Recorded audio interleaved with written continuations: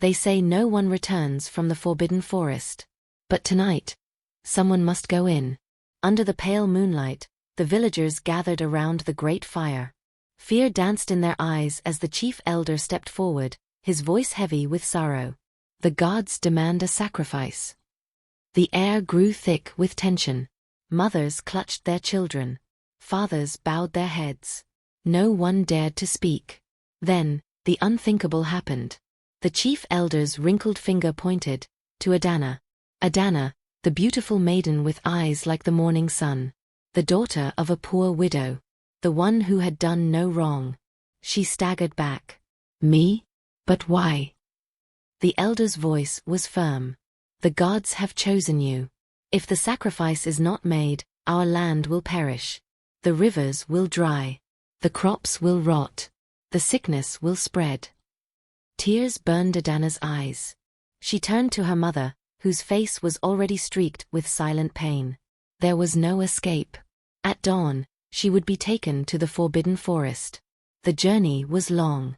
The warriors led her through the twisted trees, their shadows stretching like spirits across the forest floor. But something was wrong. Adana's heart pounded. She had always heard stories of spirits, of lost souls, of creatures that devoured those who entered. Then, she saw it. A shrine, covered in thick vines, standing in the middle of the sacred ground. At its base, a large black pot sealed shut. The warriors whispered among themselves. We must complete the ritual. One of them stepped forward, pulling out a dagger. He cut a lock of Adana's hair, placing it in the pot. Then, he poured a bowl of red oil over it. As soon as the oil touched the pot, the ground trembled. The pot began to shake violently. Then, it cracked. Adana's breath hitched. Inside the pot was not an offering to the gods. It was a human skull. She gasped and stumbled back. This is no sacrifice. This is... Before she could finish, a blood-curdling scream filled the air. The warriors froze. A dark shadow rose from the shrine, its form twisting like smoke. A voice, ancient and furious, filled the forest. You have broken the pact. The ground split open. The warriors screamed as roots wrapped around their legs, dragging them down. Adana tried to run, but something cold brushed against her shoulder. She turned, and saw a woman, dressed in tattered white robes. Her face was Adana's. The ghost's lips trembled. They sacrificed me long ago, just as they tried to sacrifice you. But the gods never asked for blood. Adana's mind spun. Then why?